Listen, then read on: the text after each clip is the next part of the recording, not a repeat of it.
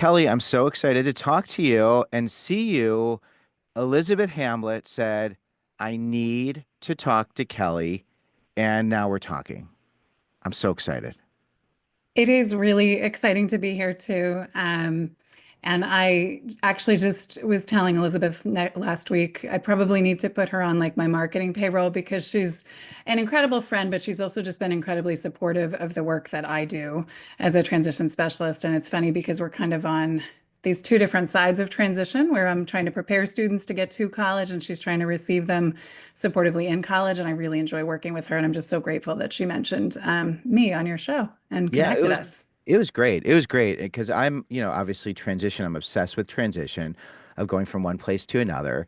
And I was just looking at your work and I thought it was so fascinating, especially when it comes to helping students when they have learning differences, when they're dealing with these challenges and figuring out how to support parents so they can support their students, and then how to be an independent learner when you're in college, when you have been supported in so many ways and helped. Is there are so many questions that I have. So we were going to do this for everyone listening. We were going to do this. I was going to do it. Me and my alter ego Harlan, the two of us.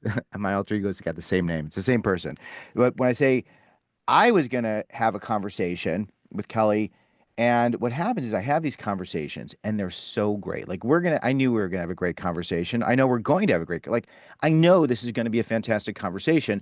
And I know when I hang up the phone or when we're done with our Zoom call, pretending we had a conversation before we did this, I was going to be like, damn, that was such a great conversation. I need another hour of Kelley's time.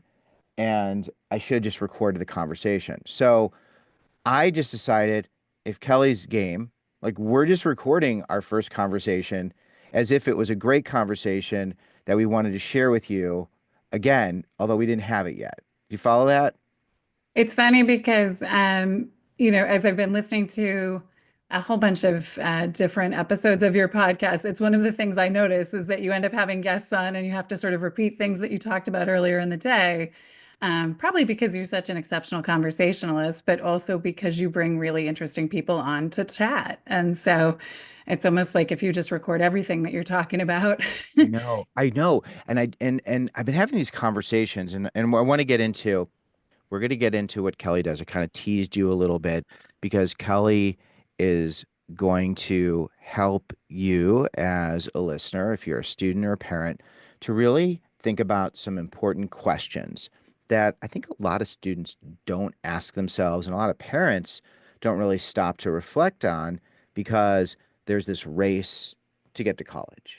There's this destination, but once you're there, and this is where I live and breathe, uh, transition is the most important part of the experience. It's where you live it. It's where you have to process it. It's where you have to advocate for yourself. It's where you have to do all these things that not everybody is great at doing or has learned how to do. And the thing that's really important is, and Kelley, I think this is so fascinating, is I know your specialty. Why don't you share what your specialty is rather than me just summarizing it 10 different ways? Sure. It is hard when people ask me do what I do for work because I'm a bit of a generalist and also an enormous specialist in other ways. So I think my niche, what I'm really good at, is thinking about how students can make this transition from K-12 education to post-secondary adult life. Where I started and where I spend most of my time is thinking specifically about students who have had special education services, students who have been on IEPs and are thinking about transitioning to whatever their goals are for after high school. So, college is a big passion for me because I started off my original education and training as a licensed guidance counselor and doing a lot of heavy college counseling. And so, that's certainly a real area of interest for me. But also working with students who maybe aren't heading to college or college shouldn't be the next natural step, or maybe it can't be. And I certainly work with students who've had 504 plans in high school or students who didn't have any sort of formal diagnosis or plan in high school, but maybe just had some complications as they were kind of trying to make that transition or thinking about making the transition from high school to post-secondary life. So it's really this whole area of post-secondary transition planning helping students to figure out what their goals are for after high school and helping them to think about how to make meaningful plans to get from sort of where they are now to whatever those future goals are. And Yeah. certainly working with parents and families is a big piece of that process. Um, in as supportive ways as possible, but you can imagine sometimes it's helping parents to let go, right? Helping parents to step back, those kinds of things. So when you are you meeting with students more or are you meeting with parents more? It's a real mix. And I also work with educators and school teams too. So I think definitely one of my favorite spaces to be in is working directly with students, right? Helping students figure out what they know about themselves and their goals for the future, helping them recognize where they have strengths or where they maybe have vulnerabilities, helping them own the supports that have enabled them to be successful so far. But I also really love coaching parents. And I think as somebody who parents elementary school age children, as I've gone through my own parenting journey, I enjoy doing that parent work even more, right? There's sort of so much that you can understand as a parent trying to parent kids, trying to teach kids skills, trying to let go when you're supposed to. So I really do, I'd say about 50% work with students and 50% work with parents in terms of those pieces of what I'm doing. And I also love training professionals and working with school staff. That's wonderful and so interesting. And I have so many questions because I have ADHD. So a late in life diagnosis, but clearly the writing was on every wall and every desk and on the floor and all around my house. It was very clear. And one of the things is, you know, I couldn't read well. Like I love audiobooks. I Yeah, love audiobooks. And I had a conversation with my uncle who's a psychologist years ago telling him I felt this enormous guilt because I am an author who has a book that is on the New York Times bestseller list. And I felt this enormous shame that I struggle reading books. I can't remember any of the classics. I pretty much figured out how to get by and use writing and kind of, I'm probably a better writer because I would have to extrapolate the smallest details to yeah, try and convince someone that I knew what I was talking about, which I just realized in this moment. Like that, like because I know there's all these like superpowers that absolutely. the kids have. And I, I really struggled. And I remember when I went from high school to college, I mean, I remember there were so many books in my English class. I mean, I, I remember like I didn't read any of them really. Like I would skim them. I could not read a book from beginning to end. I mean, it gets me, I get upset now thinking about it. Like it causes me so much anxiety. And I had all these books to read. And it was like the night before the final. And I was activated enough where I could like if I'm activated, if my life depended on it, I could get Right. it done because I could read. It's just, and it was up all night and it was horrible. And I wasn't ready for those classes, but I passed, right? I passed. So I figured out how to do it and I passed, but would I have been considered college ready? I think, well, it's interesting to think about all of the different components that go into college readiness, and also whether students really need to be 100% college ready or mostly college ready to be successful. I obviously work in this space with a lot of other professionals who support students making college transition, and especially students with disabilities making college transition. And there's an X factor there, right? And my guess is, Harlan, you've got the X factor, right? Which is you need to be able to do a little bit of problem solving, right? If students are just completely incapable or disinterested in doing any sort of problem solving, if they just get totally stuck in those moments when something challenging arises, I think that is sort of a variable that I would weigh a little bit higher than some of the other readiness variables. But I also think motivation is a really important variable. And as you said, right, it's sort of if you can light a fire under yourself, whether that is because you're coming close to a deadline Yeah. or because you understand why college is going to have some sort of impact on your future, or whatever it is that motivates you to, take an action, be successful in a moment. Those things are incredibly helpful for being able to overcome some of the other pieces you might be missing as far as college readiness, right? And if we think about some of the reading skills or some of the academic skills, it's also interesting. And this might not have been quite the case when you were in college, but like technology just keeps moving forward. And there are certainly some technologies that we can't take advantage of, or college students can't take advantage of right now. But there are so many different technologies and supports and accommodations and other things that kids can take advantage of, or that students can find when they're motivated to figure something out, right? So, Yeah. um, I think there would have been ways that I would have said, "Hey, here's a flag that we should be considering in terms of college readiness." Yeah. But yeah, I mean, I wonder how many people who have college degrees have actually read every single, word in every single book. Right. I'm a pretty solid reader, but I'm a slow reader, so you develop your strategies for getting the important content out of the books. And you also develop that sense of which classes it actually matters if you have read, more of the Yeah. material. So I think that there's always compensatory strategies that students have, and it's Yeah. part of knowing what your skills and strengths are, and also knowing what your strategies and supports are that you can go to.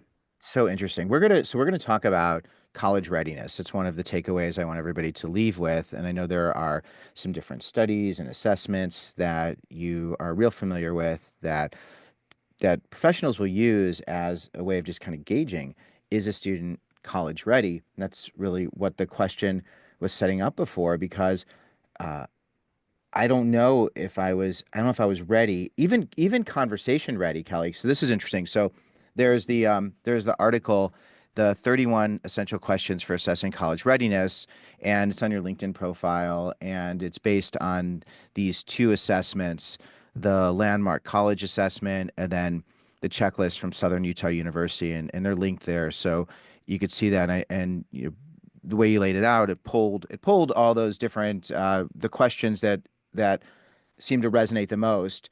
But those are there, and I think they're great, and it's a great place for people to start. What I did before this conversation, I went to Claude AI because it was hard for me to read everything and to pull everything the way I wanted to pull it. And I asked Claude to pull the 31 skills and just give me bullet points. Hmm. And in about 3 seconds, AI pulled all of them in the most beautiful way. And I was like, and again, I was like, whoa, like that was amazing. It was able to do what would have taken me a long time to do. So we have that technology piece, which is a variable, which, I want to make sure we touch on that too. Uh, but when it comes to college ready and college ready, I'm amazed at like, I get distracted. My ADHD distracts me with like, I'm amazed how someone with my brain can process information today versus when I was a student. And it's like, like, can you wrap your mind around that? No, and it's funny as you're bringing that up, I'm thinking about sitting in my psychology 101 course freshman year of college. And just full disclosure, when I applied to college, I thought I was going to be a computer science major, right? And 3 years before that, I was going to be an opera singer, but then I sat in that one psychology 101 class and just fell in love with thinking about people. But I also had an exceptionally talented professor, but I remember him talking about IQ and talking about these different components of our intelligence quotients, right? And thinking about the fact that our crystallized IQ, which was sort of like the facts, right? The facts, the vocabulary, the knowledge, that is something that continues building, after the age of like 19 or 20. But I don't even remember the term at the time, it was like this fluid IQ or this moving IQ, our ability to problem solve, which now we would think of as like reasoning ability. That was pretty much all downhill after 19 or 20. And so I remember sitting in that class and thinking, like, this is it. This is the point in life when I am sort of primed to take in a whole bunch of knowledge and make sense of it all. And then it's just going to get harder from here. So there is something kind of amazing about when you can do college, in that sort of like late adolescence stage, that our brains are sort of primed to be taking in that information and making sense of it in a way that I think gets harder as we get older. But it is also that, life gets more complicated as we get older. I think we're both parents, right? Like that adds a whole other layer to trying to use your brain in a focused way, learn new information, make sense of that information. So, no, it's hard to think back to what we were trying to do at those points in time. And even as you said, right, how many students do head off to college knowing that they're 100% college ready.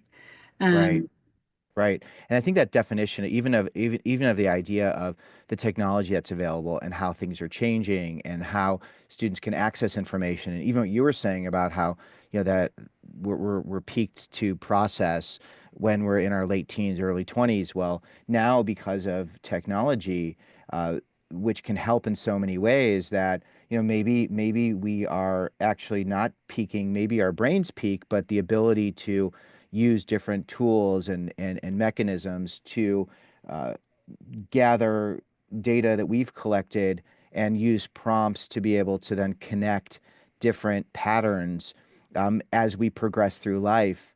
It's fluid, and I think that's really that's kind of what I'm also dancing around because I want to share. I want us to go through the the college readiness checklist, at least some of these factors and some of the things that we can pull out, but also this idea of absolutes, the idea that things are changing rapidly. I right. think especially with neurodivergent students, and I know you have lots of students you work with, and the story of an expert coming in at some point and saying, your child's only going to be able to do this. Um, a parent reflecting they were told they were only going to do this. How do you feel about that when somebody puts a limit or at least uh, describes what someone's capable of? I think it's actually really interesting working in the field of college transition, especially at this point in time, because I think even when I started working in my current role as a transition specialist at a private neuropsychology practice 12 years ago, it would have been more possible to put a limit. And in terms of saying, okay, here's this checklist I have, here's some tests we've done, here's sort of how your child processes information. And so here's why I don't think that a college degree is going to be the best use of time and resources for your child. At this point in time, there are so many different ways to do college, so many different types of college programs, so many different supports for being a college student, that it's almost never, at least in my office, it would never be a case of telling a parent, your child is not going to be able to get a college degree. I mean, it would be such a rare circumstance where I would think that that was not a possible outcome for a student. Instead, what we would be talking about is here are some of the things that might make a traditional four-year college degree difficult. And here are some of the supports or some of the ways that I think we might want to tackle this process. And then the really important thing is, and here's how much that might cost, right? Either in terms of time or money or other things. One of the things I really appreciated in terms of some of your podcasts that I've listened to was when you had John Pryor on to talk about the data in terms of, what percentage of students actually finish college in four-year timeline, right? And Right. it's less than 50%. And Right. then what percentage actually finish in a six-year timeline? And we don't necessarily have differentiated information to say which of those students have or don't have disabilities because we only know about students with disabilities who disclose and who work with their disability support offices. But what I always want parents to understand and students to understand themselves is like, what are you in for if you really want to pursue a college degree? And what's sort of the process that could help you to be most successful with that? Is it starting with one or two classes just to actually understand what college courses feel like for you, what it's like to self-direct your academic work? Um, is it starting at a state school and then transitioning, to a school that Right. is a private school and costs a little bit more money? Really thinking about the trajectory almost like we think about career planning, right? We don't think about Yeah. getting our first job at 18. And for many students, it might not be that they're starting at their first college at 17 or 18. There might be an actual sort of plan and path there. And so I don't like the idea of capping potential. I have seen far too many students who exceeded potential that was predicted at 2 or 5 or 8, for those students. I do think it's really important for people to have information about options and Yeah. supports and costs and timeline. Those are all great points. And that leads to the first area of must-have college readiness skills. So essential questions, things that a student should think about. And I think a student really taking ownership is so important. And I know that there's a lot of parents who listen will interact with me, but for students, these areas, academic skills, it's one area, executive functioning, and we're going to go a little deeper into each of these. Self awareness and self advocacy, that's another area. Attitude and motivation, it's another area. Social readiness, one more area. And then the last is essential life skills. So, just to give you a quick summary: academic skills, executive functioning, self awareness, and self advocacy, attitude and motivation, social readiness, and essential life skills. So those are six areas, right? Are those are six Yeah, areas? six areas, Right, six, 31 right. questions. Yep. Right. That's my short-term memory of, I get so focused. I've really gotten to learn. That's the thing. I have gotten to learn about my brain. Yes. And even as someone who at like age 50, I don't know, something like that, very recently diagnosed because my kids were going through assessments and I was like, well, why I should go through this too? Like, why wouldn't I do this? Because I never really wanted to, but then I did it and it was like, oh my gosh, I'm not dumb. I say the word dumb, I know it's an ableist word and you're not supposed to use the word dumb, but honestly, like my dialogue, my inner dialogue was anytime I'm super successful, it's luck. Yeah. I'm not smart enough, I'm not good enough, even though I have these accomplishments that are so wonderful. I am, it's, I'm able to do this. Is it in spite of my intellectual limitations? It's in spite of, but it's not really in spite of. I mean, we have, and especially in this day and age, right? We have such a narrow perspective on what's normal or what it means to be like a good student. Um, and I think about so many of the people that I admire who are academics in the world or who have great books. So many of those people were not people who did very well in high school, Right. right? Or would have been considered traditionally successful in high school. I mean, funnily enough, I happen to be married to a man that I met in middle school. We went to different schools. But we started dating when he was 16 and I was 15. I was absolutely high performer. I had two older brothers. I just wanted to sort of outperform them, do well, like I just loved being a good student. My husband did not. And I think, as a 15-year-old, I was like, oh, I'm never going to end up with this guy because he just doesn't care about school, right? And I love school and I need to be with somebody else who really cares about Right. school.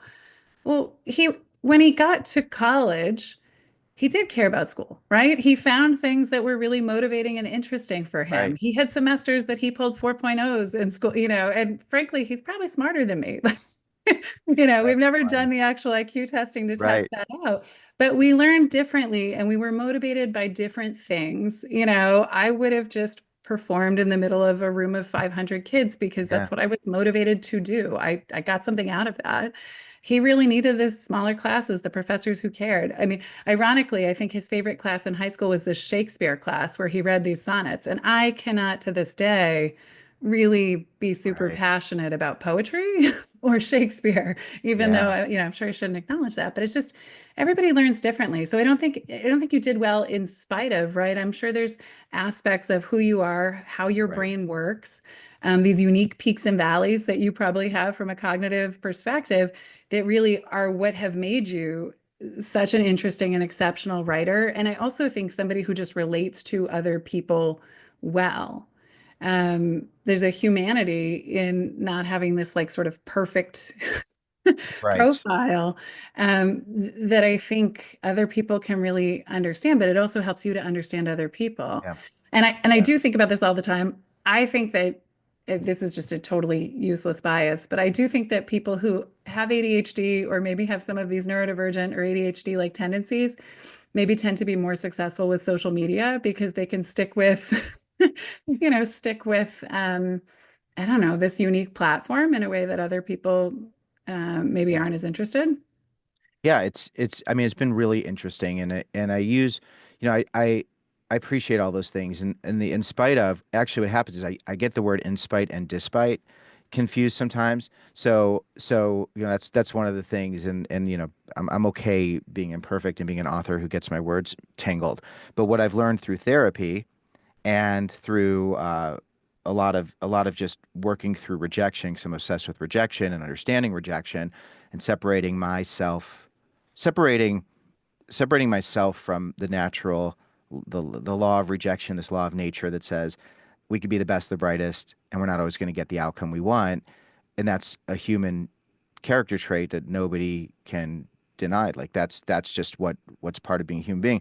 I've learned that I am enough and I am smart and I am capable and there is no in spite. It's because it always was, and I've Hmm. always been enough. And I think that so many students who grow up in communities where there is so much competition and so many parents who grow up in communities where going to a school is a reflection of value or worth, uh, or their future. And what I love about this conversation and what I love about the world we live in now, it's very clear that the way schools are designed is not a one size fits all. It's if you are the one size, if you are the size that fits, man, wow, good, congratulations. Like that's awesome. Like how did that work out? But if you aren't, it just means really being forgiving and kind and trying to remove the shame and really focusing on where are my strengths and how can I shine and use that as a way to really lead my path. Would you agree with that? I absolutely agree with that. I think that's probably, if I had to say, the hardest part of my job is working with students who are incredible people who are just not designed for traditional public school classroom learning, right? And that is not the end all be all of life being successful, happiness, any of those things. But it is such a frustration when you know that what you need to do is just, help a kid to push through this sort of Yeah. traditional diploma so that they can get on to what they're really meant to be doing in life. And sometimes we have those conversations really honestly with students, right? Like this is not the setting you were meant to be in, but we got to get through this. Right. So you can go on and study what you want to study or, take that technical course that Yeah. you really want to be taking. I think the key is getting pushing aside the shame, like even in this conversation and for parents and for students who are listening, really taking the shame and just setting it aside, like just being done with it. It's a waste of time. It's Hmm. it's there and it exists and I've lived through it and I can tell you it just eats up a lot of time and energy. So now it comes down to, okay, so you do this high school thing and you have overcome a tremendous amount of obstacles and you've gotten a lot of help, hopefully, along the way. There are a lot of students who are not assessed, who that's always, I want to get to these, to the six areas, but like Kelley, to, okay, help me through this because I don't want parents to feel like they did something wrong if their kid has not been diagnosed or if there wasn't help that was provided. But how is it that we, how is it that's, is there a number of like percentage of students who are missed in terms of being identified or finding supports and how do you think that happens? I mean, there is, again, when we talk about some of these pieces of data, in terms of what might have been missed, it's impossible to know exactly what percentage of students that is, right? Because we're missing that information. Um, but there are a good number of students who get diagnosed later in high school or who get diagnosed when they make a transition from elementary school to middle school or who don't get diagnosed until adulthood. I've had because I work at a neuropsychology practice where I have 14 colleagues who actually diagnose people of all ages. We're frequently making those diagnoses of college students or post-college students.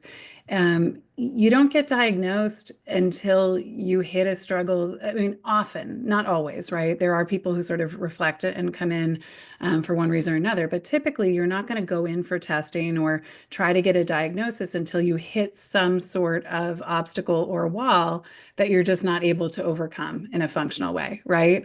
And so there are lots and lots of people who are capable of not coming up against those walls for various reasons, uh, until they do.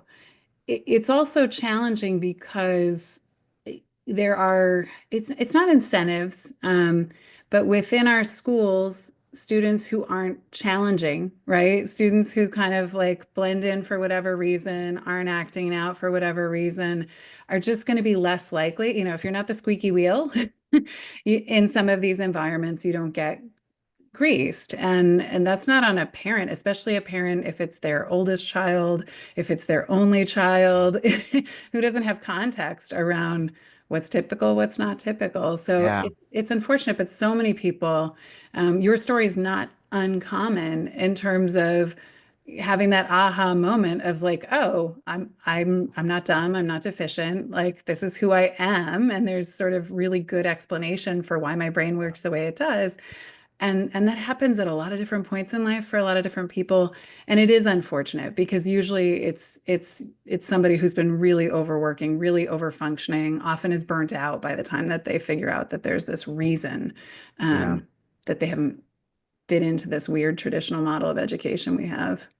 It's fascinating when a student goes to college who has been, exceptional in terms of their academics and have this identity, then they get to college and the rigor, the schedule, the lack of supports, the emotional challenges, just all of I call it the social, emotional, physical, financial, academic. So SEPFA is my acronym. SEPFA. It's a beautiful acronym. And people always want to change it, and I'm not changing it. Because SEPFA, you hit the P, you got the FA, it's perfect. It's SEPFA, right? Someone's like, can't you call it like SEPFA or so, or like not ASFE? I don't know. That doesn't really work well either. But it's those five big areas, and academic tends to be the one that is most obvious because there's this assessment time period, and if the grade isn't what a student's used to or parents used to, there's this assumption that that the student is doing something wrong or could do something better, and the student is oftentimes so frustrated because they don't know, like they did everything they can do and they don't know what to do. So in that situation, I'm like, okay, this is a great opportunity for everybody to just hit pause and just think about like maybe it's the way your brain works and how you're processing information in a different environment, because there are situations where a student will be a high achiever and they will stumble because there's a lot more going on than motivation. And you know they're not wasting money, and they're really trying. Do you find that Mhm. happens? I find that happens. I think there is a radical underestimation, even among parents who've been to college, in terms of what it takes to be a successful college student in this day and age and what it takes to be a successful high school student. And so there are students who head off to college, and there's good reason to think that, or for the student themselves to feel like they can be a successful college student, but sometimes it's because they really didn't understand what it means or what it takes to be a college student, and their skills now being taxed that just were never taxed before. I mean, it is incredibly hard when you're working with a student and you ask them, have you ever studied for a test? And it's like, no, because they never had to study for a test. But but there's no Uh, student who's Right. attending a college that is sort of an optimal level of challenge for that student that should be able to get all the way through college without ever needing to study for a test, right? Like, Right. I mean, occasionally that happens, but really, it's frustrating when a student hasn't had the opportunity to use the skills that they're going to need to use as a college student. You mentioned, executive functioning is a skill set that we talk a lot about, especially for neurodivergent students, but just for teenagers in general these days. And the executive function skills that it takes to be a high school student in this day and age versus the executive function skills that you need to be a college student are Mm-hmm. just really disparate in nature, right? In high school, everything is Yeah. structured for you. You literally have a bell, bell going off telling you where to be and when. Teachers are going to put everything on the board that you need to know as a student, Right. right? So there's just so much that is baked into high school experience that is not baked into college experience. Right. And certainly, students make that transition. And yes, they're trying very hard, but they had no idea what the skills were that they were going to need to be able to pull from to be successful as a college student. Right. And they're not teaching those skills because the goal is to get in. It's not to stay in and be successful once you're in. In terms of like all the different aspects of life that are part of being a young adult, someone who you have to take care of yourself, and it's all those big changes over a very short amount of time, which no one has dealt with before. I shouldn't say no one, but most students have not dealt with that before. And the way I describe it is, you have the social, emotional, physical, financial, academic changes all happening over the course of a few weeks, let's say, condensed in an environment where you don't have your support, you don't have your people, you don't have your places, but yet you're supposed to figure out the answers and be okay. Like that, Right. there are very few people who are ready for that. So, okay, in our time together here, I want to go through these essential questions. I want to go through these six different areas, and I really think we did a nice job setting it up because these things are not just for students who are. Uh, how do you describe students with disabilities? What's the appropriate term right now? So I think it's really important to use the term students with disabilities, although I think a lot of the skills we're going to talk about are important for all students. But the reason I think it's so important to use the word disability is because right now, in life, whether it's a student who's in K-12 education and needs to access a 504 plan or special education, or whether you are a college student who needs to literally access accommodations through disability support services or student accessibility services or whatever the office is called at your college of choice, you have to raise your hand and say, I have a disability to literally to be legally entitled to accommodations, right? In college, in a workplace, or some of these services in other settings. We don't have other language for that right now legally. Right, and So legally because of the ADA, because of exactly, right, because of the ADA, because of Section 504 of the Rehabilitation Act, like we don't have, we haven't changed the legal language yet. So I think it's very important for our students to yep, understand that that's the terminology they need to use. right, because the word itself has become so loaded, uh, and when people break it down, they don't like it. So you don't have to like the word, but if you want to get access to resources, it's important to use the word disability. Okay. It's important. I do want to say one thing. When we think about language being loaded, right? Language has power because we give that language power, right?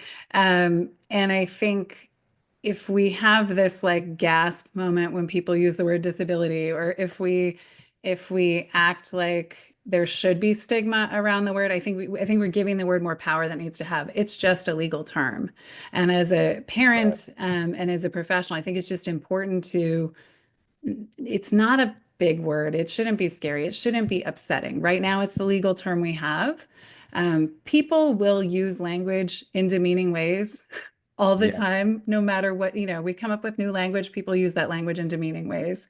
And I think there's something really empowering about just this is the word that we use when you need an accommodation. It's just a word. It doesn't define who you are, right? Disability is a piece of who our students are. It's not who they are. Um, so I guess it's something I feel very strongly about. Yeah, I think it's important to own it and appreciating it. And when I talk to students about the way my brain works, I say, listen, I got this fleshy thing that sits on top of my head, and this is the one that I got. Like, this is the one that I got. And in fact, it helps me to see a world in a very different way. And I wouldn't change a thing. Like, I wouldn't change a thing. In fact, I think it actually gives me so many unique abilities. Like I truly own that and appreciate it. But what it didn't do is it didn't give me the same GPA as the person sitting to my left and right. But the grades, and this is something I'll have to share with you. I've got these wonderful interviews. I've been going on campuses and just talking to students. And, there's this moment where a student who's a high achiever gets to college and they're in a classroom full of other high achievers and they recognize that their value isn't their grade. Like their value doesn't their grade does not determine their value. And I've seen it like in so many conversations I've had where there's that moment like Friday I was at the University of Illinois in Urbana-Champaign, and I was talking to these CS students. CS at like U of I, it's like, it's one of the most selective programs in the country. And these students were like, they got a 50 on their midterm and they were celebrating. They were celebrating.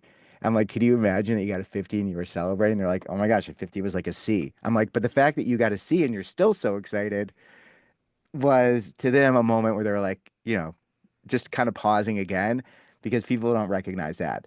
So, okay. So we're going to go through these and how I'd like to do this because we don't have the time to get through every single one. What I would like to do is to kind of just pull a couple details that are really the most important when you are assessing a student or working with them to see is college the next best step for you. And then I would also love to highlight some of the resources that are available so that we aren't just talking about the problem, we are pointing to some solutions and I have some of my favorites too. And what I'll make sure to do is I'll link to the article on LinkedIn, but I also want to link to the Landmark College assessment because I know the article was based on these, and it sounds to me like you took the best and put it out there. So when people are looking at the Landmark College checklist and they're looking at the College Ready checklist from Southern Utah University, um, what is it that they need to keep in mind? So, one of the things that I think is really important to understand is that there are very few ways of measuring whether students are ready for college or not, right? My job, one of the things that I do professionally is what we call transition assessment, which is literally to do clinical, formal, and informal assessment of students and try to identify how ready they are for whatever their goals are after high school.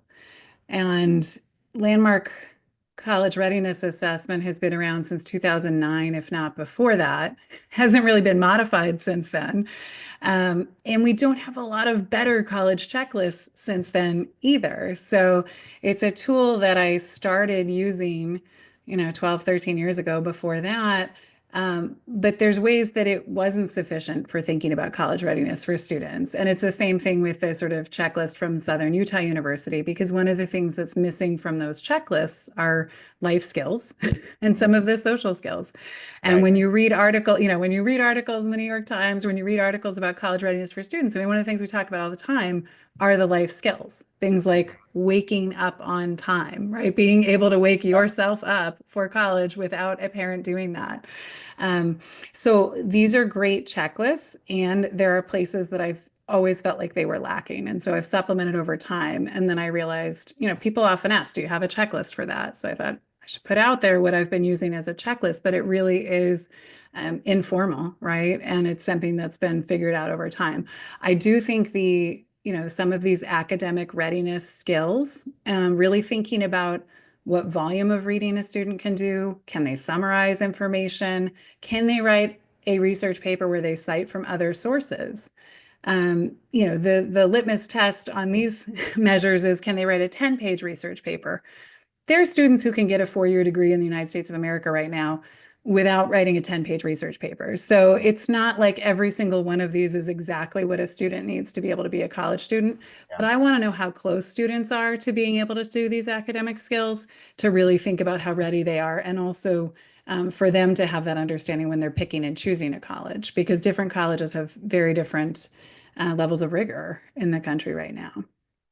That's it's really helpful, and I think that understanding, you know, the five questions, the academic skills questions. And do you mind if I read them, and Sure. then we could just like focus on one of them, or you kind of already touched on it, but the five are, can the student read up to 200 pages per week?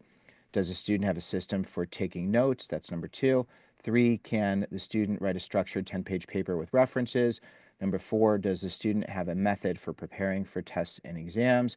And five, can the student summarize a college level reading assignment? So, of that, is there one that you wanted to talk more about? If we think about students with disabilities, I think the note-taking one ends up being incredibly important. And I know you've had different conversations with Elizabeth Hamlet on your show, and I'm sure she has brought this up as well. There's a lot of confusion around note-taking accommodations in college, and the idea that students can just have somebody else take notes for them and they don't need to be able to take their own notes in class. Expectations for college students are that college students can take notes in some way, shape, or form. Accommodations are just that. They supplement, right? They sort of accommodate. And so, unfortunately, in a lot of our high schools, special education services are all about helping students to be successful, to be able to learn the content sometimes regardless of level and independence. College is not that, right? College is giving students access, but it's not entitlement. It's not that you automatically are going to do well. And it's not that somebody else is going to hand you notes from every class that are going to be perfect and that you don't need to be paying Yeah. attention or be there or be able to take notes. So I think note taking, it's also a life skill, right? I mean, Yeah. it is a life skill to be able to be in a situation with another human being and get the important details down in some way, Yeah. shape, or form. So I do think that that is a critical one, and being able to summarize some other information in your own words, that sort of, can you summarize college level reading assignment? Can you summarize anything? Can you summarize what somebody else said in more of a paraphrased way, right? You need that skill to be able to note take as well. So I Yeah. think those are really important ones for Yeah. students making the transition. And just building on the idea that it feels like in middle school and in high school, accommodations are really, it's almost like a push, like an email. It's like pushed out to you and served up to you, and families are used to that, and students are used to it. But in college, you have to be the one to get it. It's kind of like you have to be the one who's activated to get that. And it's not like you're always going to be given what you are used to getting. So you not only have to be the one to identify what it is or ask for it, then you have to be prepared that what you're used to getting may not be what is going to be what will be part of your accommodations in college, right? Absolutely. And you need to have a sense of what is most helpful to you even when you're going through that college selection process, because note taking in specifically is something that's accommodated differently at different universities. Yeah. 20 years ago, it used to be that it was often a note taker that was physically in the classroom, whether that was another student or whether the college had professional note takers. Nowadays, with technology, it can be accommodated, five different ways at five different institutions. And that matters. As a student, you need to be able to take notes in some ways that are going to almost like complement the accommodation that you're going to be able to get. So Right. it's if your college, there's one college for a while, it was just you were handed an iPad that would record the lecture.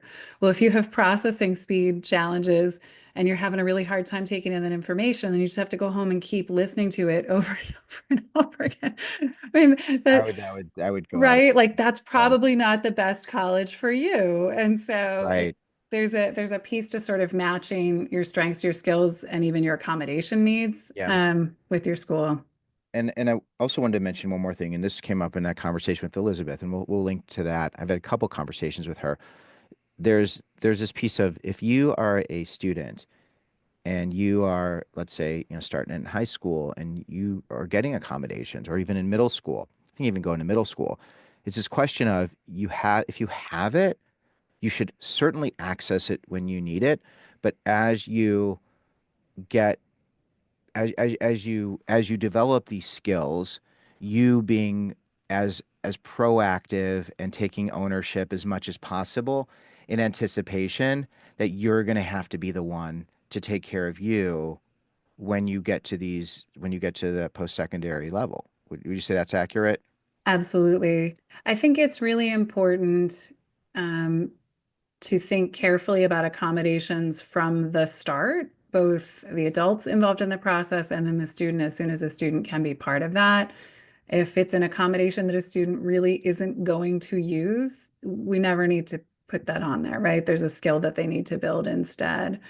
Um, I think the other piece that's interesting that you were sort of alluding to is that students are going to have to own their accommodations someday and going to actually need skills to use their accommodations. And so it's funny because you often have accommodations because you may have challenges with executive functioning, but then the amount of executive functioning you have to do to use your accommodations is also quite substantial at the college level. As you said, right, being able to set up an appointment to talk to someone to set up accommodations, being able to Yeah. identify which classes you need note takers for, if that happens to be the accommodation you're using, if you're using. Yeah. So it's just something we need to always think about instead of just saying, oh, we can add this accommodation because kids with this type of disability often have this accommodation. Don't think that way. It really needs to always be individualized to the student, and Yeah. students need to have a say and definitely should be looking at those every year, especially in high school. And I appreciate you saying, going all the way back to middle school and thinking about, okay, as we're setting this kid up for success in high school, what's going to be absolutely critical to use, and where do we maybe have something in here that we're calling an accommodation, but we're actually preventing the student from building a skill that they are going to need someday as a college student. And I just Yeah. think that needs to be an ongoing exercise. I think it's a really difficult balancing act. And I know we got to get these five areas, and I want to be respectful of your time because I know like do I have like maybe how much, maybe like 15 more minutes, 20, how much Oh, are you good I'm right actually now? open till 2 o'clock. So Okay. Well, that's good to know. I'm not going to take you the full time, but I appreciate that. And I appreciate everybody who gets to listen to this conversation because really, Kelly, if we were talking privately like this, this would be our call. Like this is, I think there are so many questions that so many parents have. And another question I have, like even talking about setting up accommodations, if you're a student who needs extra time or a student who has had whatever challenges you've had, this is a big question. If you are a student who going from high school to college cannot reach out to the disability office, cannot be the one to even set that up, like setting up that appointment. I know a lot of students have social anxiety. It's scary to set that up. It's scary to call. It's scary to walk into an office. And parents are used to walking side by side with their student. And there's no absolutes, but like how important is it for the student to take ownership of that aspect of their college career? I think there's a lot packed into that question because I think as a student, getting all the way through college without reaching out for help at any point in time is pretty impossible to think about, whether you have a disability or not, right? So I'd want to understand more about what is it that's preventing the student Yeah. from, and anxiety is sometimes exactly what it is, right? Um, so then we think about if there's supports we can provide to help the student just get through that accommodations process a little bit easier. But I also think about there are students who at some colleges or who, taking a couple of college classes can do that without accommodations, right? There are absolutely, just because you have a disability doesn't mean you need accommodation. It's not a one-to-one sort of correlation there. Yeah. So for some students, I'm looking for the college where they can be successful without using their accommodations, if that's exactly what Yeah. that kid needs, to be in a little bit of a different situation, or taking like two community college classes at a time, so that in some ways, we're self-accommodating for that student. But Yeah. if you want to be at a four-year college going at a rigorous pace, and you can't go in and ask for help from literally the office that's designed to be supportive to help you, that's a pretty big red flag. Right. And just to clarify it, I think what I was also asking without asking you is a parent who has been by their kid's side, helping them, fighting for them, advocating for them. A student who is going to college, they need help with a lot of different things. Like they don't know how to do this, and parents are really helpful in providing any student, regardless of whether they have a disability or not, to go through a long list of what you need to do to prepare. Because I have this thing of like, I don't want to be an enabler with my kids, but there's also this part of they don't have the information Right. to even know what they need to do.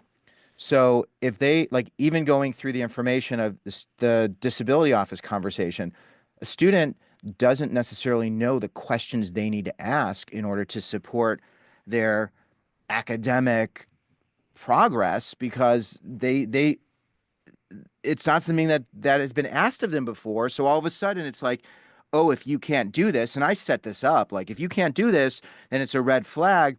So it's that question of, I think if you can't even say, I'm not sure what to ask, or it's not that they need to do it. And if they're nervous about doing it, what's making you uncomfortable about doing it? And how can I help you? Right. Well, and I think, I mean, as you were talking through that, I keep thinking this is one of the reasons it was so important to me to get to a workable checklist that I felt like was functional for working with the students that I work with. It is a really interesting experience when I have any family I'm working with, either for an assessment or consultation, where college is part of what the student's going to be seeking out. I use this college readiness checklist, right? I have parents go through and check this off. And some parents then walk in the door and think, oh, like this was a really humbling experience to be filling this out and recognizing how many of these skills my student still hasn't developed yet. For students filling this out, I mean, I always use the caveat when I'm working with students of you don't have to have every single one of these skills to go to college.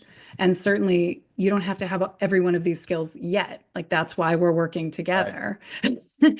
But I think it is important to have some sort of criteria that we can all point to and talk Yeah. about and think about that puts us all on the same page in terms of what college students need to be able to do on a regular Yep. basis.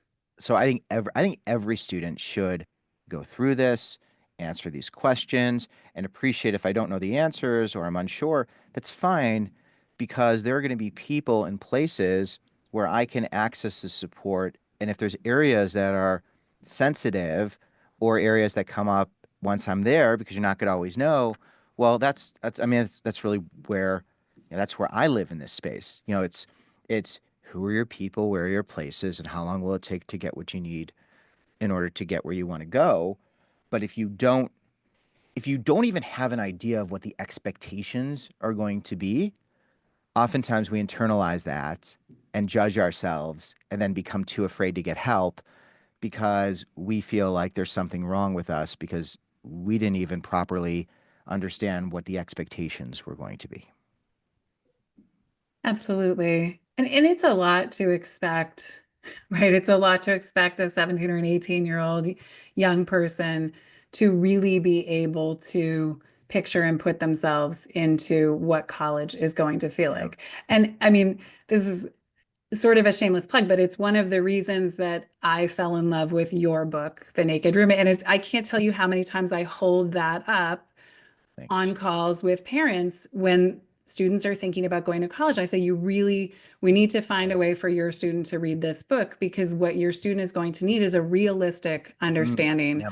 of what it means to be a college student, not just what we see in movies, not just Right. Right. Not just what they read in, I don't know, books years ago, but it just your book really describes the nitty-gritty. It gets into all of, Oh, the interesting. details of the various kinds of roommates we have. I mean, how many people have bad roommate situations Right. that really throw their college experiences off?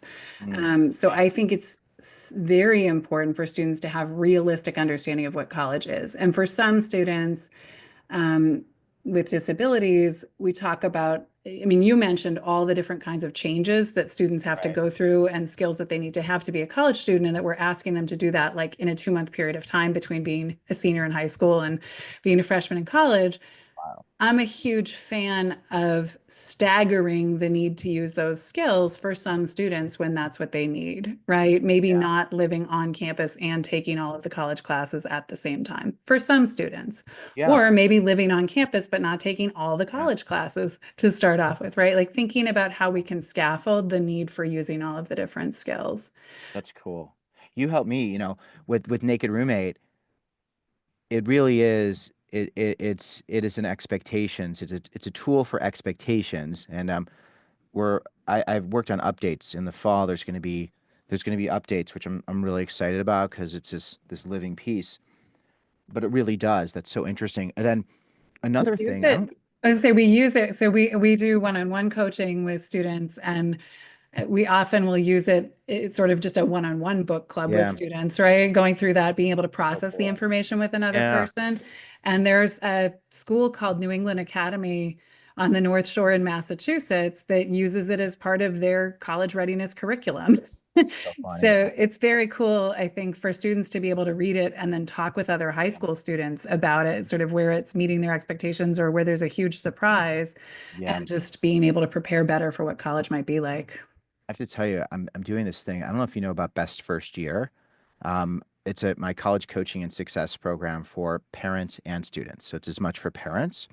And are you familiar? Have you heard about it at all? I've heard about, I mean, I've looked it up on your website, and then I've heard about it just again, just from listening to your podcast. I haven't actually had experience with a student who's been part of that. I gotta do. See, I have to share it more because it's the most high touch thing I do. I think it's the most powerful thing I do. I've been doing this for several years, and everybody who's gone through it, they're able to grab something. And what I do is I do the coaching every 2 weeks, so it's live coaching, and I do like a different topic, and then there's Q&A, and I even do college news just to kind of help set the stage. But really, it's a checkpoint every 2 weeks to be able to just assess where am I, where do I want to go, who are the people who could help me, where are those places. So just as you're working with families, it is like and that's one of the biggest flaws that I have is I need to tell people more because it is in terms of executive function, the idea of having a checkpoint or a parent having a checkpoint that can help you to just kind of reset, redirect, decide what do I need to do now. That's the bigger purpose of it. That's why I spend so much time doing it. Um, and I'd be curious. I'll share more with you, and I can just give you access to it so you can see what I'm doing. Because in terms of supporting students, and it is so hard. It's hard to support students, and also it's very expensive for a student to have a professional coach Yes. who can check in. It's inaccessible for a majority of families because it's not always covered under insurance, my understanding. Um, Right. If it's an educational service rather than a medically necessary right, service, which often it is if we're talking about right, college support, then it's not something you can access through insurance. I right, It's interesting. I have some families now, again, I'm in Massachusetts, and so community college has become free. right. So I will often talk with families about, don't, since you're not paying the college tuition, pay for the professional service if you can, if that's something that a family's been Yeah, saving for, right? Because yeah, I think it is, again, it's incredibly hard to build the skills to be a college student until you're actually taking some of those college courses. yeah. And they And don't know. so, Yeah, they don't know they have a problem. This is the thing that's so frustrating to me is they don't know. Like we know, I know. I've seen it for 25 years. I know what's going to happen to three-quarters of the students. like we have our 2/3 or like we know, I know. And right now it's May, so people are really dorm shopping. You know, they're excited Mhm. about there's like a exhale of now we can breathe. But like honestly, now's the time where you set yourself up because a student who walks in, there's going to be so much going on. And for a parent, to coach a kid and having it be so emotional when they're actually going through that change, now's the time. So okay. But that thing, I'll share that because I Yeah. really And uh I think you're right, Harlan. And I just, so many students and families think, oh, I'm not going to start working with anyone now, right? I'll start working with someone once I've started college. And I mean, there's so much executive functioning involved in the actual college enrollment process at this point in time, right? Like getting your student, picture over for your photo ID, dealing with housing, which happens so early, and you have to be so thoughtful about. So there's a lot that can be done. checking email is Oh, so goodness. hard. And and they don't think about it, and parents don't have access to the information. Right? Oftentimes schools are giving parents more access, but there's so many things, and it really is students are really set up. All students. I mean, this is not just one No, segment. it's all students. It really is. Right. They are all set up to get in trouble with some in some area.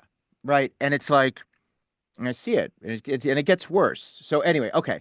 So with our students, one of the gifts, and this is what I'm trying to figure out with like best first year. This is also the conversation we'd have in real life because it's like I got this thing where it's the most valuable thing I do.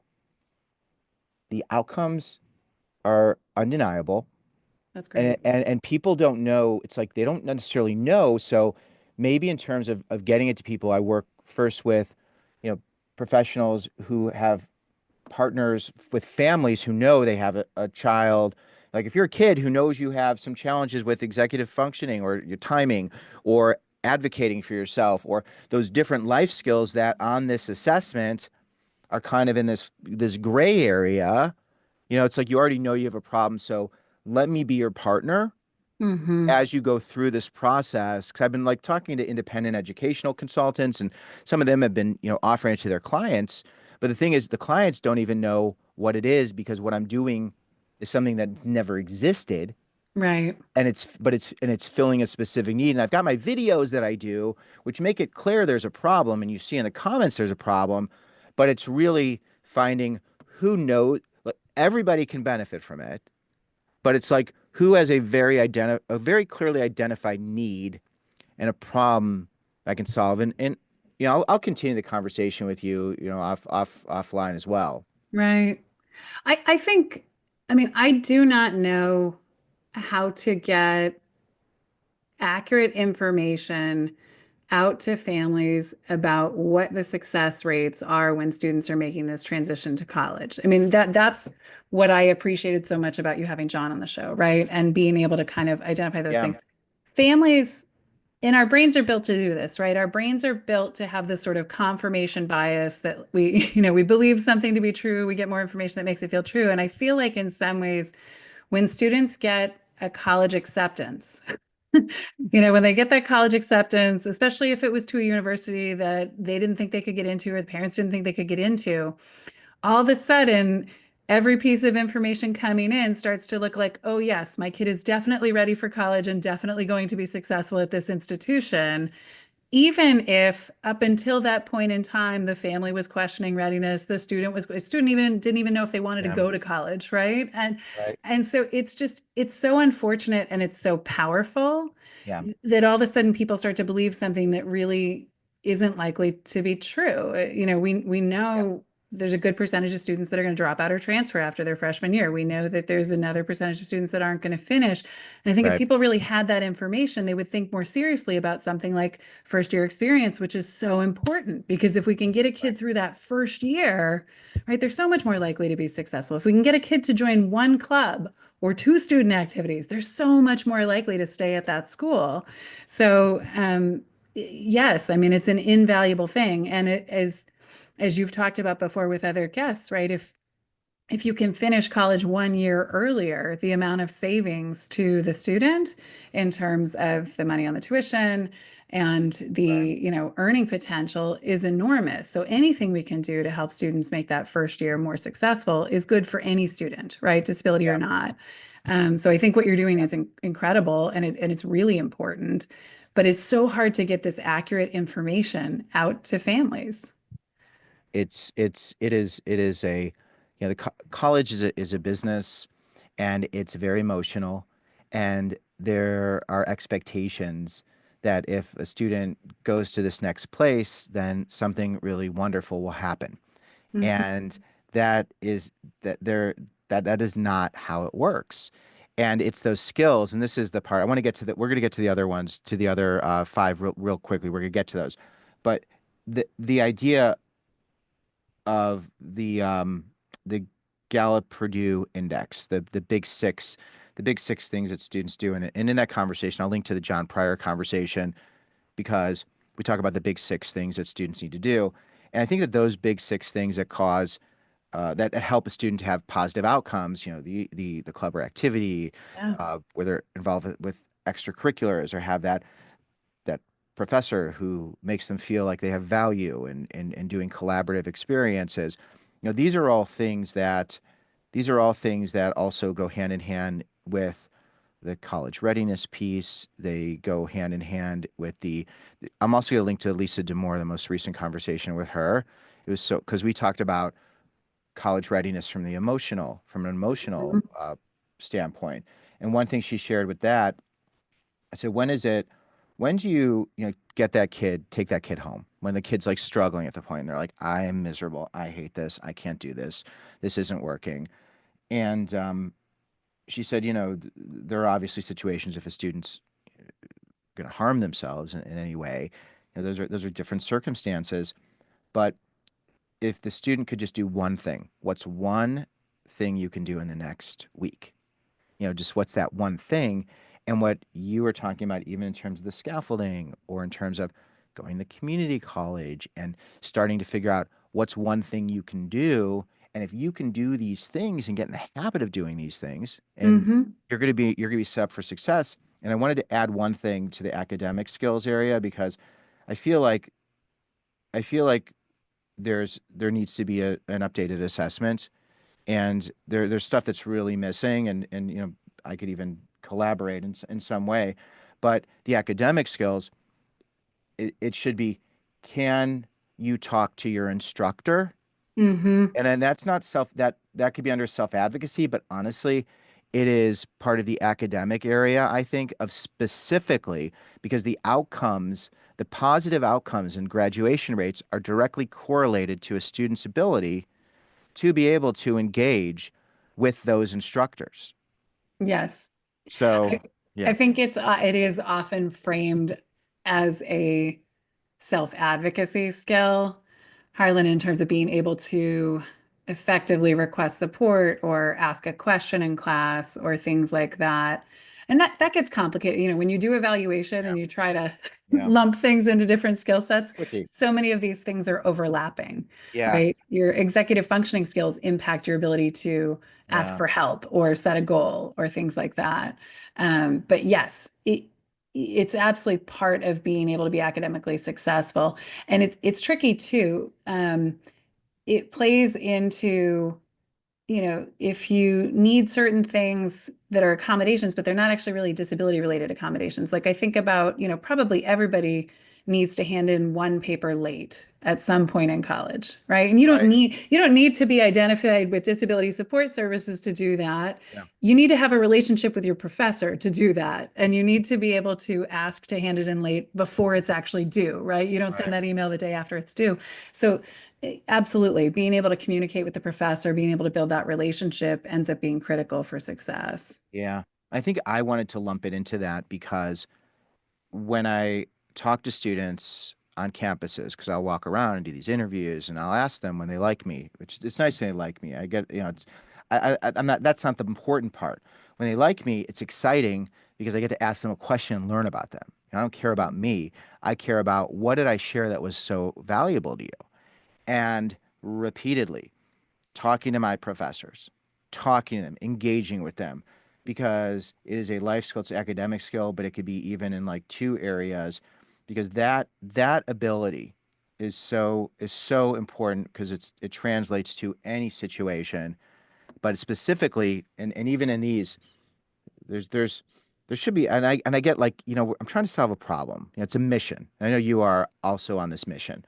So it's like it's not that hard. Like this is the thing. This is not that hard. And for whatever reason, it's the part that people spend the least amount of time on, but there are certain things that we know that they need to do and can do. Okay, so enough. I'm my Well, I and I would just say, and this is more disability specific, but for students who are on IEPs in high school and there is a teaching assistant in the classroom or there is an instructional aide in the classroom or anything to that nature, I think it's so important for the student to be interacting with the primary teacher, right? With the gen ed teacher in the classroom. Yeah. And sometimes adults take that opportunity away from students. They sort of put an aide or put an instructional assistant really Right. close to that student. And that, again, we always have to think about adults. Like, when are we over helping? When are we doing something that's actually preventing a student from building a skill for themselves? And sometimes as parents, like, when are Yeah. we reaching out to teachers, but our students really should be the one Right. reaching out to teachers. Well, I do some one-on-one coaching with I've got a limited bandwidth, but when I do the one-on-one coaching, it is when a student has a peer mentor, when a student has a checkpoint, a person they Mhm. check in with, it is one of the most dramatic changes in their life because there's someone that they're accountable to, there's someone who can offer them guidance, and we know mentoring and assistance. So for any family, for any student, the idea that who is the peer or the instructor, but even when they're in high school, facilitating some peer-to-peer contact with an understanding that when you're in this next place, you are going to want to have, and this is where the formula of who are your people, where are your places, how long will it take? It's so easy. And when it comes to your people, I say easy because it's simple once you know what you need, Mhm. because an executive functioning coach is wonderful. Like my therapist serves as an executive functioning coach as well, because I know every 3 weeks I'm talking to my therapist and I'm checking in and I'm hitting the reset button and I'm figuring out what do I need to do between now and then, and who can be, and he's empathetic and helps me in so many ways. But the idea of that person, who are those people, and part of that college readiness checklist, and I do over the summer as part of the coaching, I do 5 transition plans: social, Mhm. emotional, physical, financial, academic. I do coaching sessions as part of this, and part of the coaching sessions are who are those people. So for anyone who wants to see like this assessment, it's okay, where are those spots? And then how do you then create an action plan so that you're not just looking at problems, but you're able to practice solutions, having action plans for solutions. So, I get excited. Okay. It's accountability partners that you're talking about, and I Absolutely. and I Yeah. think that can come from anywhere, right? That could Yes. be a preferred professor. That could be that you have somebody on your hall who happens to have the same major and you're Yeah. sort of checking in, and or it could be a study group you're part of, but it's finding other people so that you're not trying to just motivate yourself all the way through without checking in with anybody Right. else. If you have zero, it is so hard. I was talking to students walking around USC the other day, recording videos, and the student's from Singapore, and he talked about how he had 8 a.m. classes, and he started to blow them off because he was tired. Like he didn't know in America you could like not go to class. So he was like, "This is exciting." So he had gone to some classes in the beginning. Then he started to fall behind and started to get in trouble. So he started to go back to class, and I said, "How did you maintain going to your 8 o'clocks?"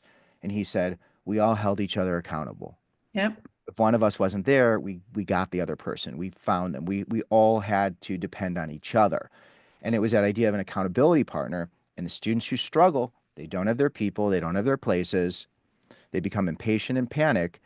And many of them are set up to struggle because they haven't accessed those resources or identified how they can have that accountability partner in place. So, okay, we're going to go through the rest of these, and then everyone else can go through these as well. But I think that a lot of times when I have these conversations, it becomes review. It makes sense. You look at the Right. rest of it, and it's like, oh yeah, that's why. So, okay, executive functioning. These 5 questions: Can they schedule and manage their time effectively?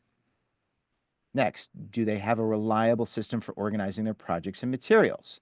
Next, can they break down and complete large projects on time? Next, are they able to minimize distractions and focus on tasks, even boring ones? No, I can't. Very hard, unless I'm like But you can if you have a by the deadline and if fire, there's a, but I stack it like it stacks and it's oh, so I freaking, had a seminar I hated my freshman year, and it was 8 a.m. on Fridays, and I frequently wrote that paper at 7 a.m. on Fridays, right? Like it's sort of yeah, I can do it. It's like, but man, oh man, yeah, I can't. I think I had a flashback. Um, and then next, do they self-monitor and consider consequences before making decisions? So these are the 5 that were pulled in terms of executive functioning. And can you highlight one of them that you are drawn to? I mean, I think it's do they have any way to schedule their time, right? If students don't know how to do that a little bit on their own, there's so much downtime. The time is structured so differently. And there's just so much we can do nowadays with an electronic calendar, right? With something that's web-based, that's across devices, learning how to use those reminders, learning how to put in the important information. But that is just such a critical skill for being a college student. Absolutely. And again, I think all students, they should start off by seeing what type of academic supports are available, what type of study skills supports are available, and how can I have some sort of system. And if someone says no to these questions, then then the next question I think it would be to the student is, you know, do you think that's important? Why do you think that's, or, do you think that's an important, is that something that's important to you that you'd want Yeah. to do? And if they say no, that's interesting. And if they say yes, then it's okay, where can we help you to access those supports? Right. And it's interesting too, because sometimes students don't like, sometimes the no and the not thinking it's important is because they don't realize they're going to have to do it themselves.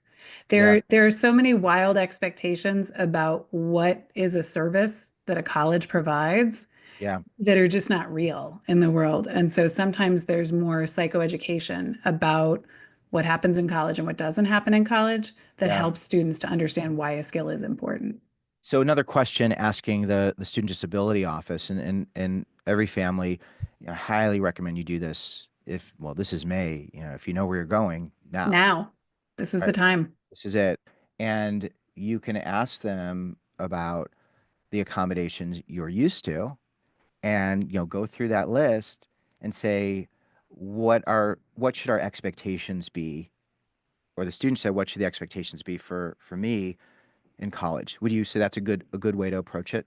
This is a really important time to talk through what supports you're used to having and how realistic those are on a college campus. And there are just some things that are, medication management services, that's not a thing, right? Wake up calls, that's very much not a thing. And even if a college, let's say the college offers academic coaching or executive function coaching, that is still often limited. It happens a certain time of week. Sometimes there's an extra fee for that service. So you really need to understand how your needs are going to be met in that next environment and be prepared for that. And this is definitely the time to be doing that. Right. And also talking to other students who have been there and done it, if there's people in your community, because you might be really alarmed that the school is not providing these particular resources or tools, but then you can talk to someone who has been there and done it, who's going to be like, oh yeah, that turned out to be really good because I was able to access this and this. So if people get worried, because I think there's a lot of fear of, like, if this isn't here, what's going to happen? And also, I know a lot of families, especially parents, have really deep emotional connection to the worst moments, the most helpless moments.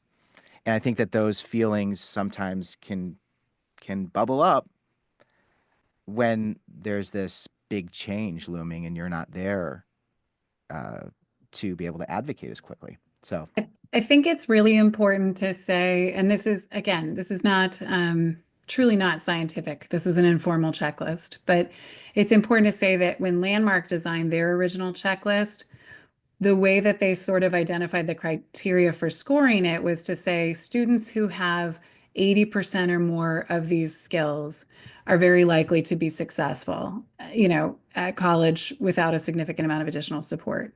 Students who have between 50 and 80% of these skills still might be successful, but they're going to have to access some type of supports or services or accommodations or accountability partners to do that.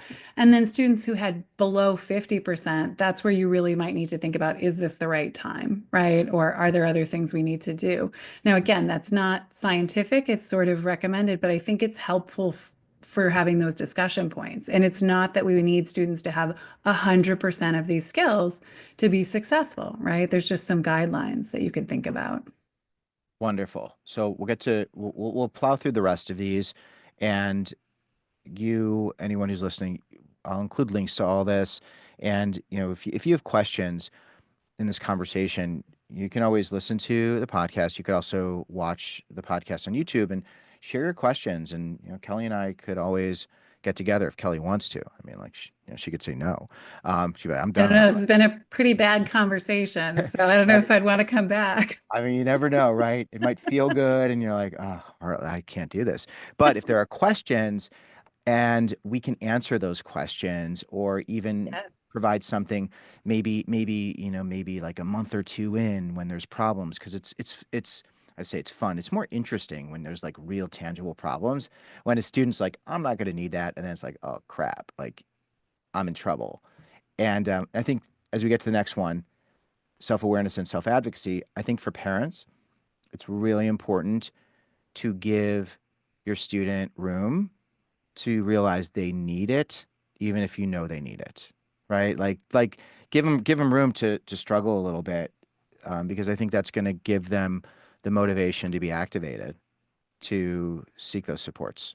Absolutely. And also, um, we were talking before about, I don't know, messaging, right? And I think about as a parent, if I don't give my child the opportunity to struggle, or as a professional, if I don't give the kids I work with the opportunity to struggle and I jump in, what message am I sending to them about sort of my confidence in their ability to be successful during this Yeah, transition?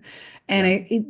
motivation, right? Like we're not there yet, but motivation is a big piece of this process. And students believing that they can be successful is a piece of this process. And it's going to give you that ability to persevere a little bit longer in the struggle if you think that ultimately you can be successful.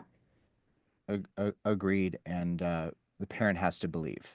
You have to believe and tell the story that they will be successful. But I think it's also realistic to go through these questions. Absolutely. Have them go through it. Okay, self-awareness and self-advocacy. So we're up to 11. I'm just going to do the numbers because it'll be easy for you all. So 11 is, do they have a clear understanding of academic strengths and challenges? Number 12, can they identify and effectively request the support they need? 13, are they comfortable participating in discussions and asking questions when needed? Number 14, are they able to make informed choices and independently manage their responsibilities? Number 15, can they confidently stand by their opinions and values even when facing disagreement?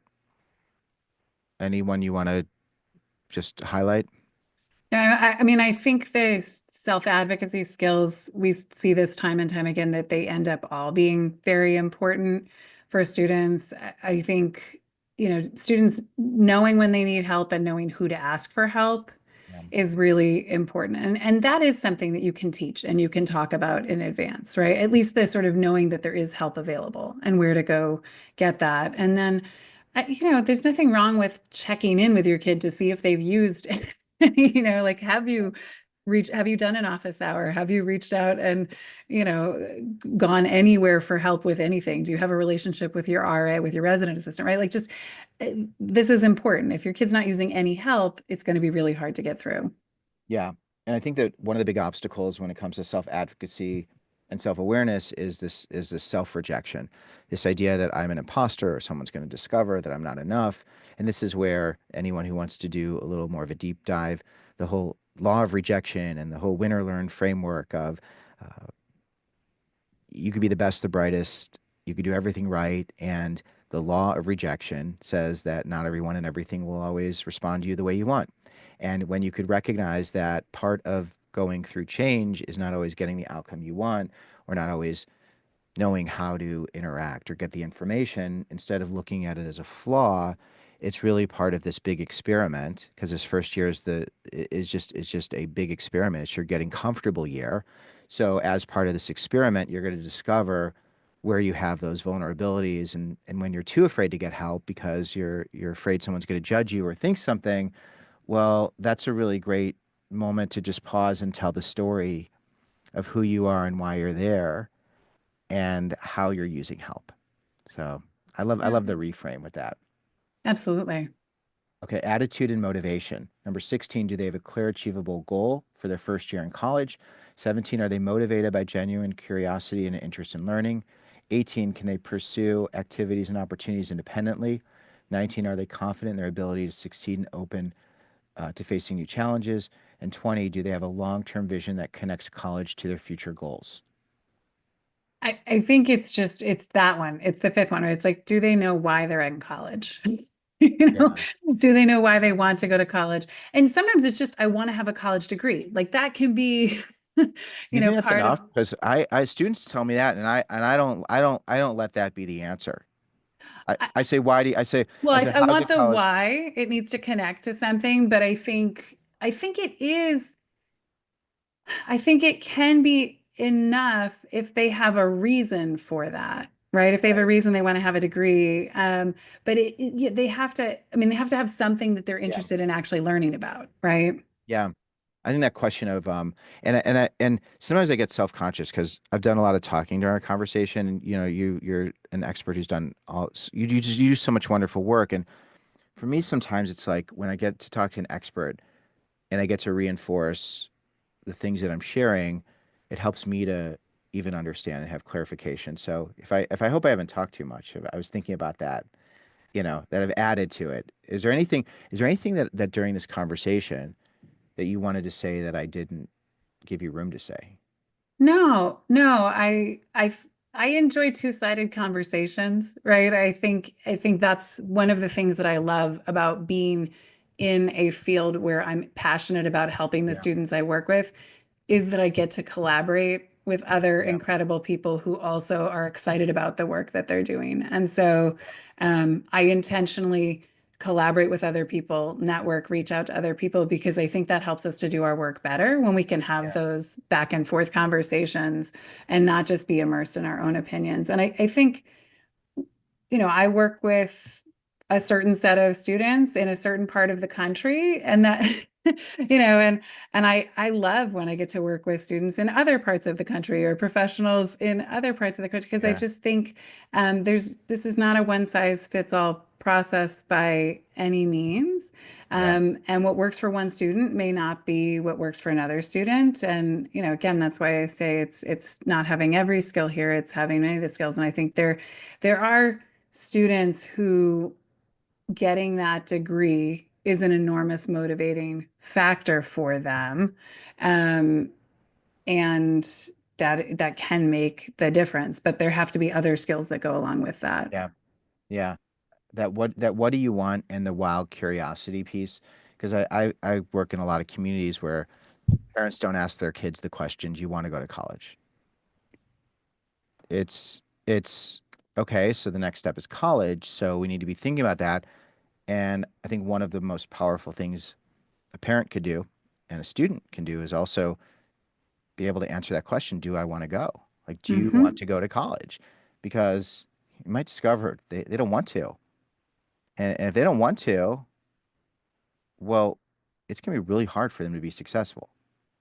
Well, and I think we have this weird perspective that somehow kids should have to make this decision and so that it matters if a kid decides they Yeah. want to go to college at 17 or 18, like somehow that's the only point in time to make that decision, or as a parent that we would need to grieve because our kid didn't make that decision at 17 or 18, when in reality our students are only, 25% of the way through their lives. Like there's so much more Yeah. opportunity. And research shows us students who take a gap year, right? Students who've had a work Yep. experience, students who have actually figured out a little bit more about themselves before Yep. being college students are more successful. So there is no benefit to pushing a student into college who does not want to be there, right? There really is Yeah. not. Well, I think and that speaks to attitude and motivation because if you're a parent who has an agenda or is afraid that your student's going to be behind or this idea of reaching this next milestone, there's different ways to do it and they need to be motivated and excited. And that idea of being wildly curious, that Yeah. gap year is such a great time to be able. If you look at the SEPFA acronyms, the social, emotional, physical, financial, academic, when you have a gap year, you oftentimes will strip away the financial and the academic, so you're able to focus more on the social, emotional, and the physical. Just being in a new place, having time to exercise those different skills, and really nurture a curiosity, which lends itself to these college readiness questions. Um, Social readiness is the next category. 21, can they confidently introduce themselves, recognize positive, negative relationships, and form healthy relationships? 22, do they know how to stay safe and establish boundaries in an unstructured social setting? 23, are they comfortable finding study partners, working in groups, and collaborating with peers? 24, are they prepared to share living space, handle conflicts, and advocate for themselves? 25, are they open to joining student organizations and participating in campus activities? Anything you want to highlight? No, but I think the living situation one is always an interesting question. And obviously it's where the naked roommate comes from, right? There's a lot that students haven't yet envisioned about what it means to live in a college environment. Yeah. And so I think it's so important to talk about that and figure out where students' comfort is. And I get nervous, if a student has not had overnight experience living with somebody else, thinking that they're just going to launch into a four-year Yeah. college um, is a lot. Yeah. And going hand in hand with that, I meet a lot of students who have had some challenges on the social side. And they start college and their parents also support this that it's going to be a new start. This is going to be the start of me having a lot of friends and having a social network that I've never had before. And in some situations that happens, and it's wonderful when it happens. But when a student says it's a restart and it's a new me, I'm like, I'm so excited that you feel that way because you're so much, you're looking at this through a fresh set of eyes. But a lot of the parts of you are coming with you. And that's not a bad thing. It's that those things can really inform you and help you so that you can really plan. Like that idea of having one, and I think especially for, I mean, as a neurodivergent uh, adult, uh, you would be surprised. Social situations are really hard for me, or maybe people wouldn't be surprised. I have a very clearly defined role. And because I have a clearly defined role, I have something to say, I have something to do, people have context. It makes social situations easier because the relationship has already started. When I went to college and go through changes or I'm in different situations, it can be very difficult for me. So the idea of having one place where you're welcome and included simply because you exist, the idea of having a place where you anchor yourself, especially for students who I call them slow burn when it comes to social Yeah. interactions, having a very clearly defined role. I think especially for our students who have these challenges, putting yourself in places where you're around like-minded people, kind people, caring people, people who welcome and include you, in addition to pushing yourself outside your comfort zone. But I think like when I see the social readiness piece, I'm like, okay, these things can be really hard, some of these things, but I don't know if they really have been given the tools to be able to know how to find Hmm. friends because this speaks to the social anxiety and it speaks to a lot of the different the dynamics of being in a high school environment, a big high school environment, or where they live in the country, and it's like if you find if you find the right people in the right place, you're going to be set up for success, which is part of transition. Yes. It's funny because I think I jumped on the roommate one as being really important because the decision to live with somebody else or Oh, not it's share your hugely space, important too. is Yeah. huge.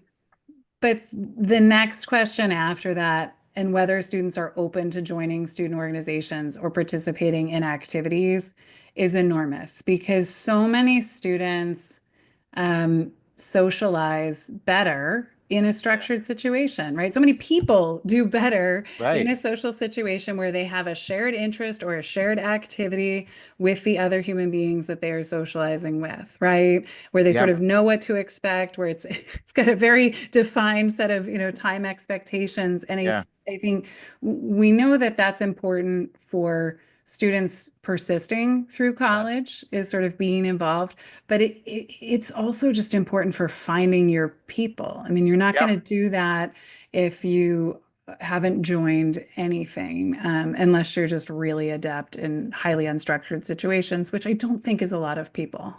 Yeah. It's and then the a lot of students are shy. A lot Yes, of students, I'm sure you interact with lots of students who, social situations have not always been pleasant and right. rainbows and sun. So, so really reflecting on that and having this be a great question, like these are such great questions to really talk about strategies because if they haven't existed, and these are questions from, going from middle school to high school, Mm-hmm. like the, are you high school ready? Mm-hmm. It's like it would be nice. I don't know if there are those questions because really that's where you start practicing and you're able to then start to reframe this in a way where you're empowered as opposed to other people providing you with the life you want to live, which goes hand in hand with self advocacy. Okay, the last category, and then we're going to wrap this up. Okay, Kelly, this has been great. I could talk forever. I also have another call too, so Okay.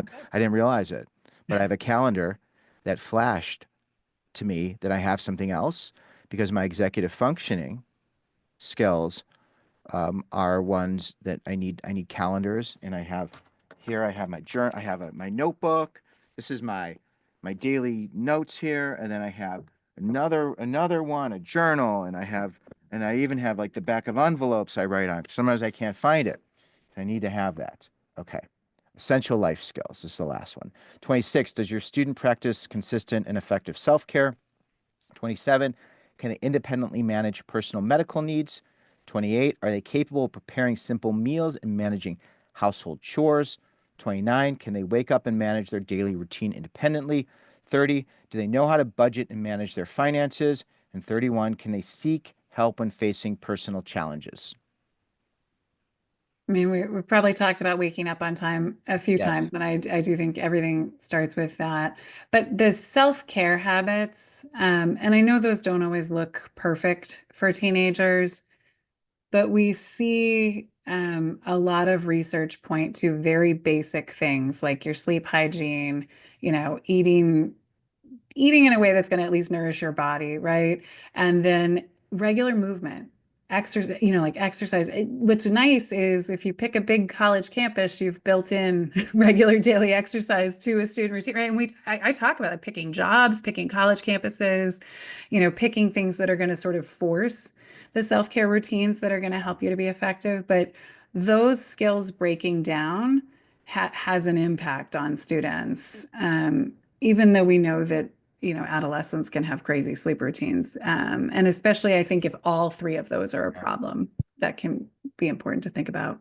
So, Kelly, let me ask you, a parent goes through this, a student goes through this, and there are some really, big concerns. How does a parent present this or talk to their student? How do you help to facilitate that dialogue or frame it so that this can be a healthy conversation as opposed to a conversation that's disappointing or judgmental? I, I don't think I would ever want to just be, like a parent filling this out at home and then you spring it on an adolescent or a teenager. I think conversations need to start much earlier, right? Conversations should be starting in junior, even before junior year, really around just if you're thinking about college after high school, these are the kinds of things that you need to be ready to do as a college student. And how do we build these, one at a time so that we're not trying to do it all at once in between high school and college. And I think, you want to be having those shared conversations, right? You did your checklist, I did my checklist. Were they even the same? If they're not the same, then you might need to spend some time taking data as a family. Yeah. Yeah. I'm just a big believer that there's usually pretty good measurable information that you can look at to be getting a sense of, whether a student is ready or not. And so I think it's just important to have those conversations, to be transparent, to be as honest as possible. Um, and it all depends too if a parent is going to be financially supporting any of this journey for a student or not.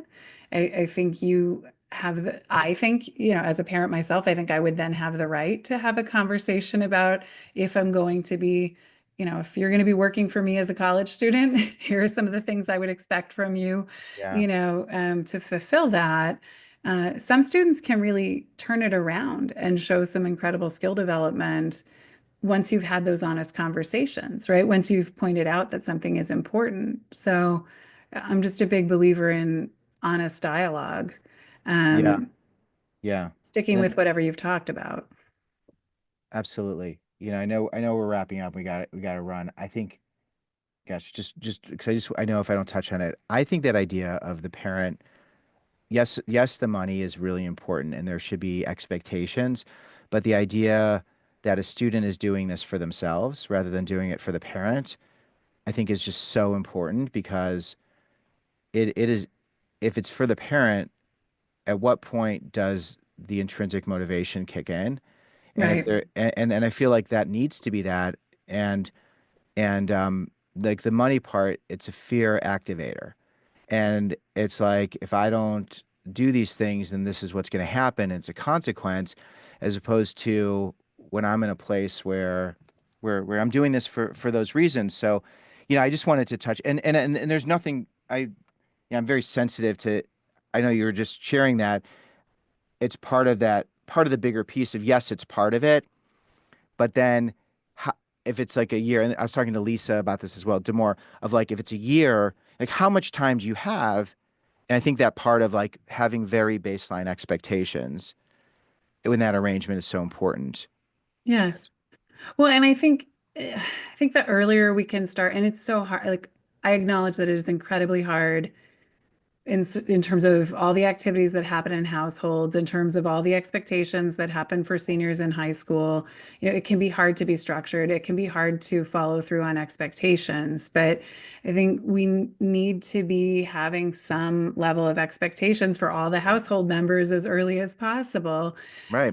so that students are getting a sense of that they can do things for themselves, that they can, make a decision, follow through on that, do a chore, whatever. Like if I'm not doing my own laundry by senior year, that's a problem.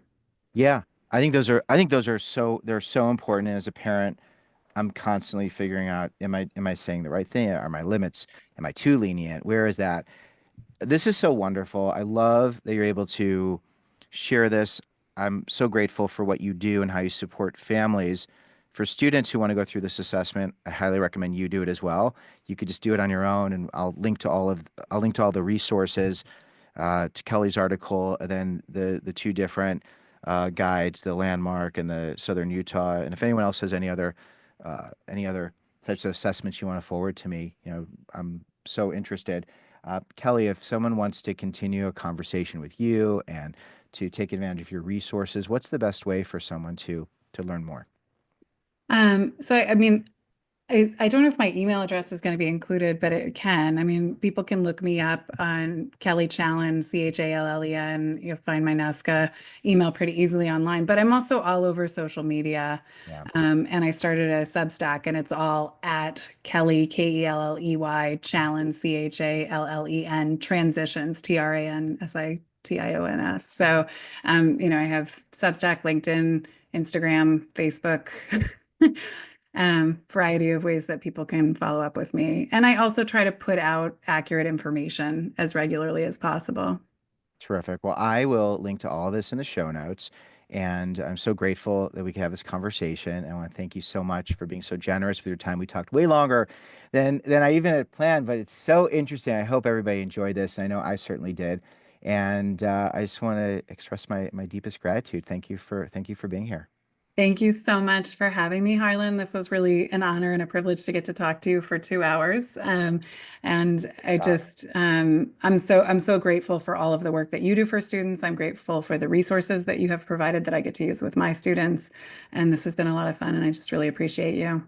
well, thank you for all those kind words, and we'll put it to be continued, and we'll keep helping people and keep being in their corner. So thanks, Kelly. Thank you.